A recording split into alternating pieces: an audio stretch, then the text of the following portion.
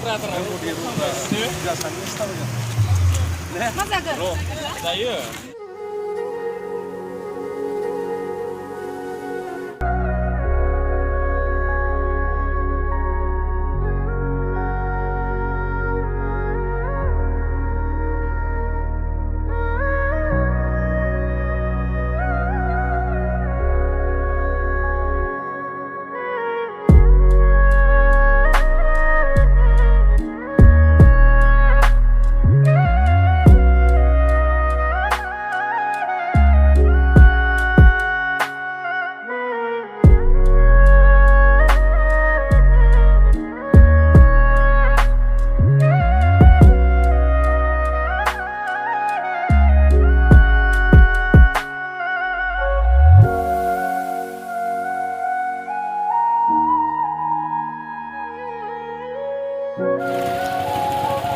दायो जोङो थाव सोनो नागिरदों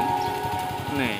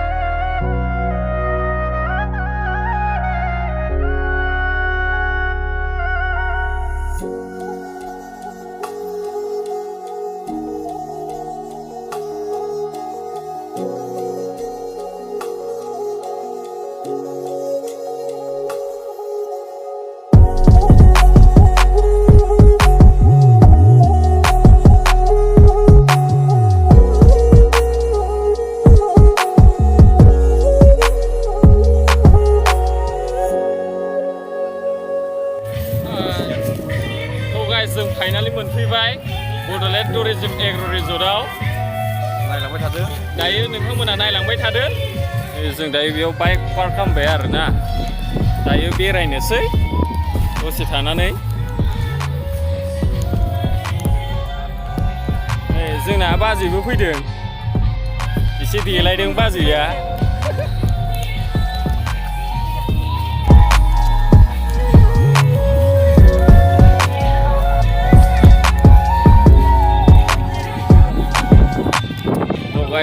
जोङो गासै साबा फैदों नायदो मानसिफोरखौ सोर सोर फैदों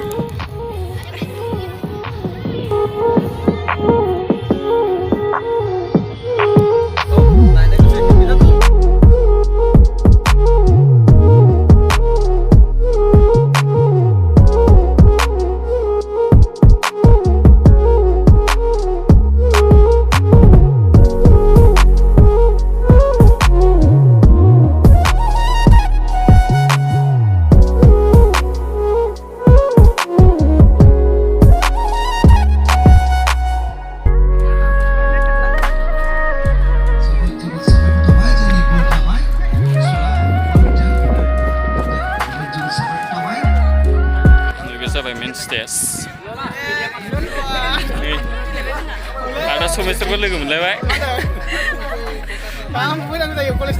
कलेजनिफ्राय औ आदा रबिनमोन दं जुबिनमोन जमा ए मोसाफैदोंमोन बे समाव অনুষ্ঠান অনুষ্ঠিত হ'ব ইয়াৰ আমাৰ नैबेयाव सिख्लाफोरनि काबादि खेला जागासिनो आरोना नायग्राफ्रा ओरैबायदि मानसिखाना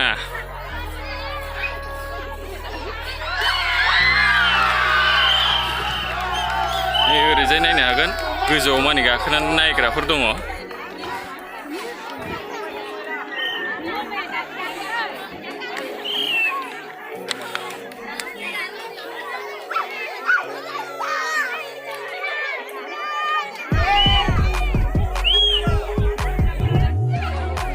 जोंना दायो मदिया गोजौआव गाखोनानै दं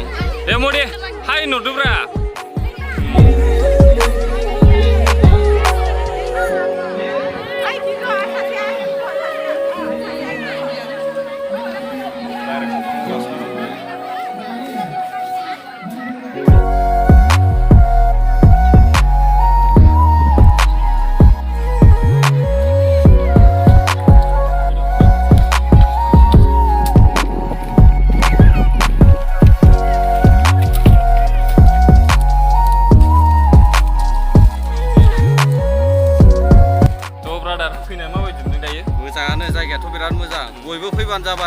देग्लाय बाजै फैनानै बोरै मोनदों जायगाखौ बिराद मोजां मोनदों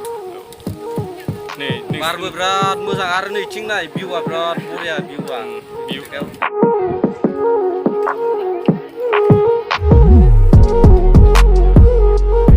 नोंथांमोना भिउखौ नायनानै बोरै मोनदों कमेन्टआव फोरमायहरबानो जाबाय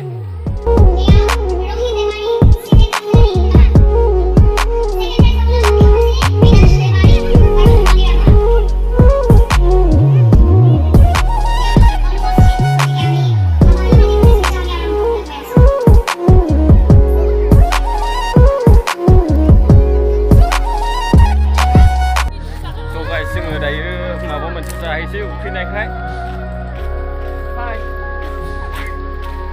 ओरैजाय ब्रादाराबो ब्लग खालामगासिनो जायो चाव मोनबा चाव जानोसै चाव बेरायनो थांफैनानै चावमिन जानोसै सा मोनो ब्रा मा मोना जानांगौ सा मोनो ब्रा मोनो गाइस जों दायो जानो फैबाय नैबे केबिनावनो आरोना केबिनाव जानोसै दायो ओमफ्राय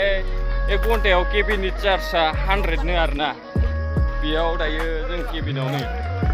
आरो जानो फैलायबाय नै केबिन नामा नायदो मा नाम सानशाइन केबिन जों बेयावनो दसे फ्राइड राइस जानोसै आरोना उखैबाय नालाय नै दायो जोंना जाग्राया सफैबाय फ्राइड राइसआ आरो नै एम्बु बेदर गुमैमोन हरनाय आरोना एम्बु बेदरा ए मदि गोथावथार बिराद गोथाव ने मा जादों नोङो ओमफ्राय आरो कफि गोथावथार ने आरो दैबाव मा ब्रादार गोथाव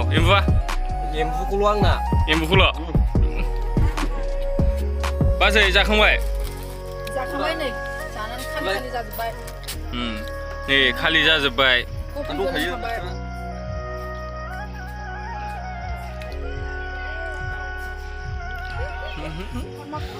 नै गासिबनाबो खालि जाबाय जों दायो जाखांजोब्बाय आरोना मदि गोथावमोन ओमफ्राय मालाय नोंबो हानांगौ ओमफ्राय नोंखौबो हानांगौ बिदिब्ला जों दायो थांसै मोनाबायबो नालाय जाखांनानै दसे मोसानाय मेथाइ खननायखौ नायनानै थांनोसै